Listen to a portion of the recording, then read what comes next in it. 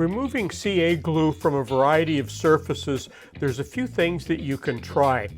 And it depends where you get the glue onto. For example, it might be on your fingers, and maybe it's just a small amount. What you can do, the quick way, is to use a little bit of very fine sandpaper. You may be able to get it off with that. The second thing that you can try is a little bit of acetone. That may be enough to loosen the CA glue on your fingers or on another surface. It might be on a wood surface or some other kind of a surface as well. And acetone tends to dissolve CA glue, so that might be something that you can try.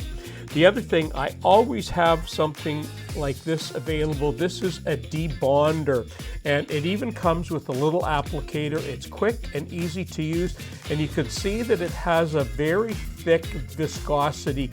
And what that means, for example, if you've got CA glue on your fingers, it's not going to evaporate instantly like acetone will. It will stay on. It's a little bit more sensitive than acetone, so that it stays on your fingers a little bit longer, and it's not as harsh on skin. So you can put debonder on a variety of things to help get the glue off.